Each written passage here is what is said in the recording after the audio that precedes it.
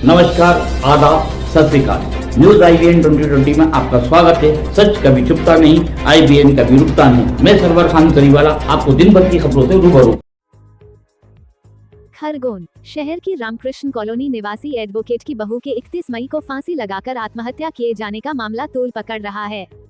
परिवार के ससुराल पक्ष पर दहेज के लिए प्रताड़ित किए जाने के आरोप लगाए जाने के बाद भी गिरफ्तारी नहीं होने से नाराज परिजनों के साथ ही समाजजनों ने शहर में आक्रोश रैली निकाली। शनिवार को किला मैदान में इकट्ठा हुए समाजजन रैली के रूप में नारेबाजी करते एसपी ऑफिस पहुंचे।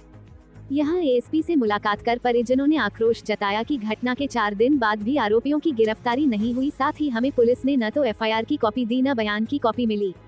मृतिका के ससुर, सास, पति, देवर के साथ ही नंद की गिरफ्तारी की मांग की। परिजनों ने कहा कि 3 साल की शादी में ऐसा कोई दिन नहीं गया जब पूजा को प्रताड़ित नहीं किया गया। उससे ये घटनाएं हमें भी बताई थी, लेकिन उसके परिवार की चिंता कर कुछ कर नहीं पाए। नतीजतन बेटी की जान चली गई। समाज में एक बहुत ही दुखद घटना घटित हुई थी।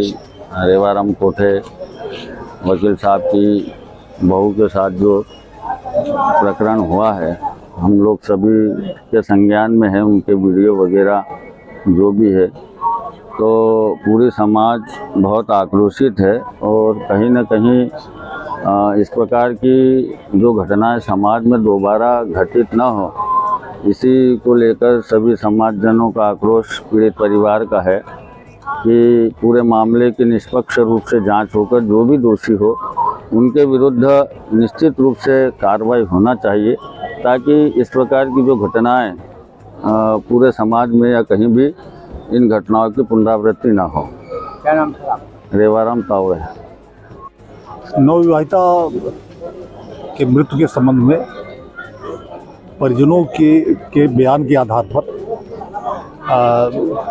दहेज हत्या का मामला पंजीबद्ध किया गया है। और मैं अभी परिजनों को बताया हूं कि 24 घंटे के अंदर सभी आरोपियों को गिरफ्तार कर लिया जाएगा। सर, परिजनों का आरोप है कि ससुराल पक्ष रसूखदार है और वो जांच को प्रभावित कर सकते हैं। उसको लेकर किस तरह की कार्रवाई? कोई इसकी जांच को प्रभावित करने वाला पैदा नहीं हुआ है अभी तक। ठीक है, के लिए सबको इकट्ठा करके समाज ने बोला उनकी गिरफ्तारी अभी तक क्यों नहीं। उनको सबने मिल के एकजुट होकर हमारे समाज वाले हुए एसपी साहब से आवेदन देने के लिए कि उनसे बोला है कि साहब इन्हें अभी तक 4 रोज हो गए, गिरफ्तारी क्यों नहीं हुई। और हम चाहते हैं कि ये फांसी लगा के मेरी छोरी को गला दबा के घोट के मार डाला। अगर मेरी बच्ची फांसी लगाती तो ये पुलिस केस बनता। ये पुलिस वाले आते, पंचनामा बनाते उसके घर पे और अस्पताल ले जाते। और मेरे को बुलाने दुकान पे आया, ये अस्पताल खुद छोड़ा है। अस्पताल में बच्ची को मरी को और मेरे को लेने आया, वहाँ छोड़ के मेरे को अस्पताल में भाग गया। 2 घंटे में मैं खुद वहाँ के गया, उसमें क्या अपने कमरे में रखा IC में, और IC गई नहीं। 2 डॉक्टर को बुला लिया, ऐसा धाबा धूबी कर दी और क्या बच्ची को देख ली और चले गए। और फिर दूसरे ने बताया मर गई। वो मरी बच्ची को छोड़ के आया था वो। और फिर मैं घर वालों को फोन लगाया, फिर सबको बुलाया, वहाँ कोई नहीं। ये 2 घंटे तक गायब रहा। और मेरी बच्ची के इसने गला घोट के मारा उसके पीछे कमरे में, और कह रहा है कि पलंग पे उसने पंखे में लगाया, पंखे का कुछ भी नहीं हुआ। और जो मरी हुई बच्ची की जो रकम है वहाँ अस्पताल से मेरे को दी गई, उसमें एक पायजब मिली है, एक नहीं है, क्योंकि वो गला घोटा है इन्हें दबा के। एक पैर में ही है, पायजब में ही पड़ी हुई है उनके घर में। क्या और मांग कर रहा है? मैं चाहता हूँ कोई फांसी हो।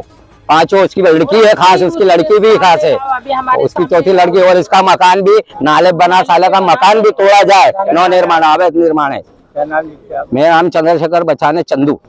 उन्होंने बहुत बड़ा वो करा हुआ है, कांड करा हुआ है। इन लोगों ने सबने मिलकर के उसे मारा है और इसकी हत्या कर दी है इन लोगों ने मिलकर के।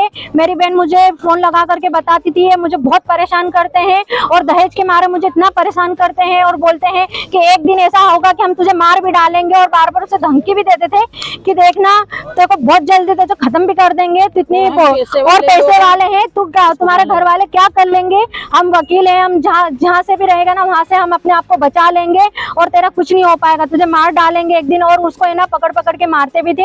और जा करके उसे बाहर आवाज आए इसलिए उसे सबसे पीछे वाले कमरे में ले जाते थे कि जहाँ पर उसकी आवाज कोई सुन ना पाए, और उसे वहां पर मारते थे। उसका पति उसको मारता था और उसने मुझे वीडियो के द्वारा बताया गया, जो उसने लास्ट वीडियो बनाया था, उसने कहा कि मुझे ना 15 दिन पहले भी मारा मेरे पति ने, और मुझे सबने इन चारों ने मिलकर के और मारा है, और इसी कारण और इतना कुछ मुझे ये उत्साहित कर रहे हैं कि तू आत्महत्या करने के लिए वो हो जाए, और बहुत मजबूर हो गई थी, और उन लोगों ने फिर सब मिल करके उसकी हत्या कर दी, और उसकी वीडियोस ने मुझे डाली।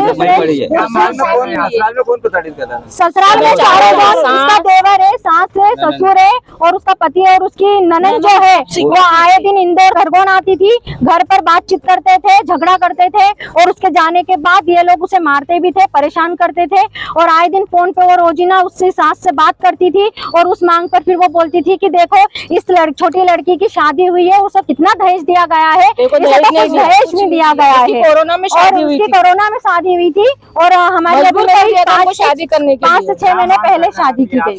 हम चाह रहे हैं कि उन चारों को सजा मिले, और फांसी की सजा मिले, और उसका नाले पर मकान को तोड़ा जाए, उसके मकान को भी तोड़ा जाए। मेरा नाम पूनम शंकरपुरे है, मैं इंदौर में रहती हूँ, मेरा ससुराल इंदौर का है। हमारे चैनल को शेयर, लाइक और सब्सक्राइब करना ना भूलें। बेल आइकन दबाएं, हमारे चैनल को सब्सक्राइब करें और लाइक करें।